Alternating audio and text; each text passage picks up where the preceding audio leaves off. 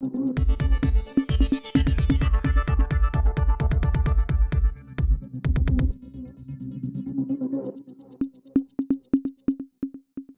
58 ஆண்டுகளுக்கு முன் ஊர் வழக்கத்தை மீறிவிட்டாள் என்று சொல்லி ஒரு பெண்ணை ஒரு ஊரே ஒதுக்கி வைத்தது.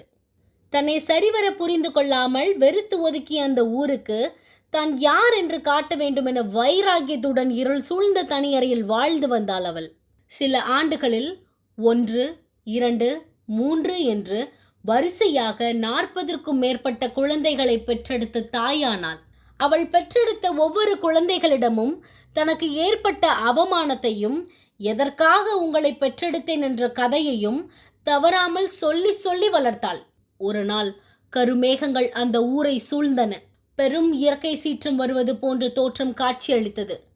ஆம், அந்த தாய் எதிர்பார்த்த அந்த ஒரு நாள் வந்தது. எந்த தாயை ஊர் ஒதுக்கி வைத்ததோ அந்த தாயின் மகனை அந்த ஊர் மக்களே சேர்ந்து அந்த ஊருக்கான நாட்டாமையாக்கி அரியணையில் ஏற்றி அழகு பார்த்தது. அரியணையில் அமர்ந்த மகன் தான் ஆசைப்பட்ட வாழ்க்கையையும் தன் தாயின் கனவுகளையும் நிறைவேற்றி கொண்டு தான் தோன்றியாக ஊர் சுற்றி வந்தான். தன் தாயின் விருப்பத்திற்காகவும் தன்னுடைய ஆசைக்காகவும் அந்த ஊரையும் ஊர் மக்களையும் 10 ஆண்டுகளாக பதம் பார்த்தான். நாட்கள் செல்ல செல்ல தான் இந்த இடத்திற்கு வர காரணமான தன் தாயை மகன் மதிக்காமல் போனான். இதனால் தாய்க்கும் மகனுக்கும் உருவான சண்டை ஒரு நாள் வீதிக்கு வந்தது. ஒரு கட்டத்தில் மகனுக்கு கெட்ட பெயர் ஏற்பட்டு செல்வாக்கும் குறைய தொடங்கியது.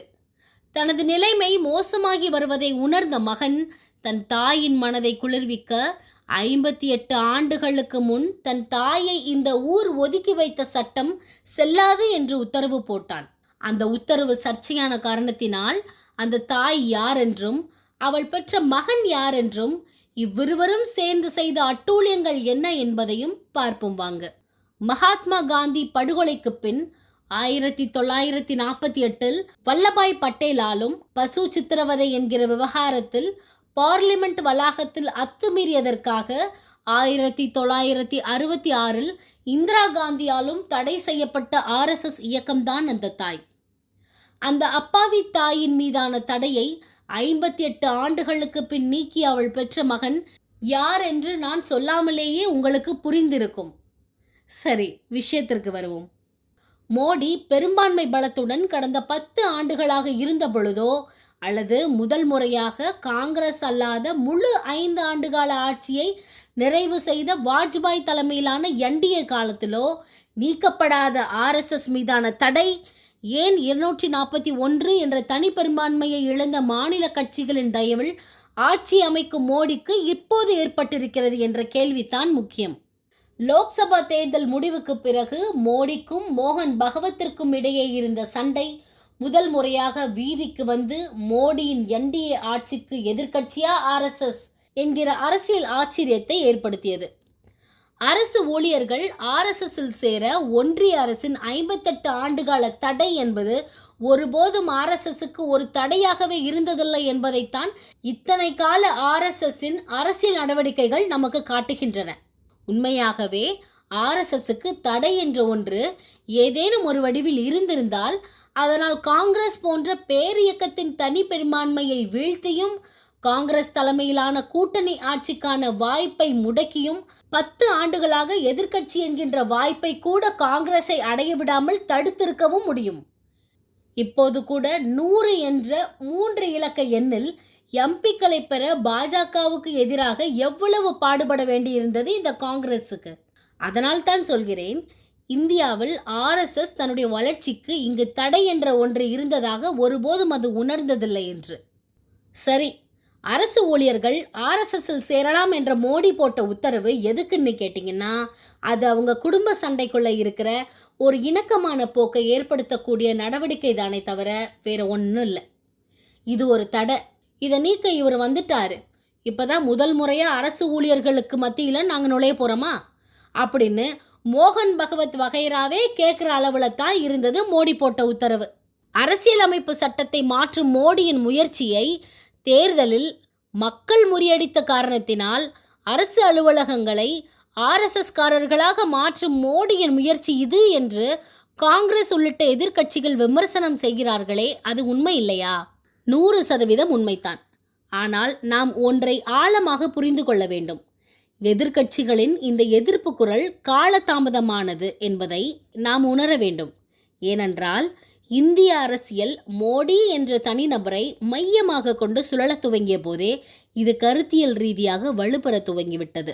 எப்படி என்றால், இஸ்லாமிய எதிர்ப்பு அரசியலை வெளிப்படையாக அறிவித்து பெரும்பான்மை இந்துக்களின் வாக்குகளை குறிவைக்கும் பாஜகவிற்கு எதிராக களத்தில் நிற்கும் மற்ற வாக்கு வங்கி கட்சிகள் அதே பெரும்பான்மை இந்துக்களின் வாக்கு வங்கியை இழந்து விடாமல் இருக்க பாஜகவின் அரசியலை மறைமுகமாக கையில் எடுக்கின்றன.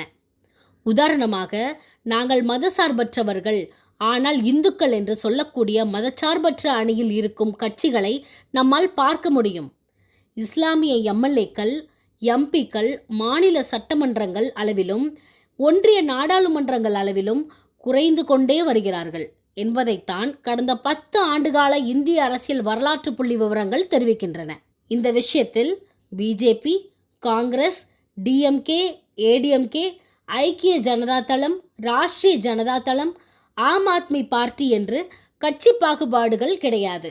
இஸ்லாமிய புறக்கணிப்பு என்கிற விவகாரம் ஏன் முக்கியத்துவம் வாய்ந்தது என்றால், மக்கள் தொகை அடிப்படையில் இந்தியாவில் இந்துக்களுக்கு அடுத்து 2ஆம் இடத்தில் இருக்கும் சிறுபான்மையினர் இஸ்லாமியர்கள்தான்.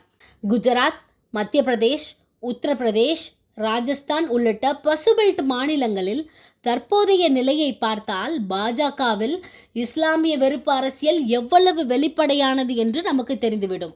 இங்கு பிரச்சனை பிஜேபி அல்ல, ஆர்எஸ்எஸ் மற்றும் பாஜகவின் இத்தகைய அரசியல் நடவடிக்கைக்கு எதிராக இந்திய அரசியல் களமும், குடிமை மக்கள் சமூகமும், நீதிமன்றங்களும், பத்திரிகை மற்றும் ஊடகத்துறையும் ஒரு மயான அமைதியில் இருக்கிறதே, அதுதான் மாபெரும் பிரச்சனை. இந்த அமைதி தான் யதார்த்தம் என்ற நிலை மாறி சில ஆண்டுகள் ஆகிவிட்டன என்பது தான் கசப்பான உண்மை.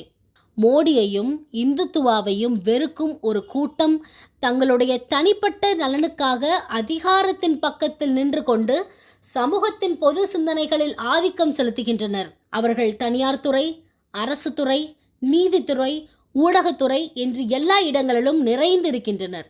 அப்படிப்பட்டவர்களால் தான் மோடி, ஆர்எஸ்எஸ் போன்றோரின் வெற்றி எளிதாகிறது. இங்கு கவனிக்க வேண்டியது, மோடி போன்றவர்களின் வெற்றி ஒரு இரவில் நிகழ்ந்து விடவில்லை. அந்த வெற்றி பல 10 ஆண்டுகளாக திரைமறைவில் பொறுமையுடனும் கடின உழைப்புடனும் இரகசியமாக நடந்து வந்தது. இன்று ஆட்சி அதிகாரம் அவர்கள் கைக்கு வந்துவிட்டதனால் இரகசியமாக செய்து வந்த பல காரியங்களை சட்டம் போட்டு வெளிப்படையாக செய்து வருகின்றனர். இந்த சட்டங்கள் வருவதற்கு முன்பே மோடியின் அனைத்து ஜனநாயக விரோத நடவடிக்கைகளை மக்கள் மத்தியில் நியாயம் கற்பிக்கும் வேலையை ஆர்எஸ்எஸ் திறம்பட செய்து வந்தது. இந்த அரசியல் இந்திய இராணுவம் வரை நீண்டது என்பதை நாடு நன்கு அறியும். இனி அந்த செயல் இன்னும் வேகமெடுக்கத்தான் போகிறது.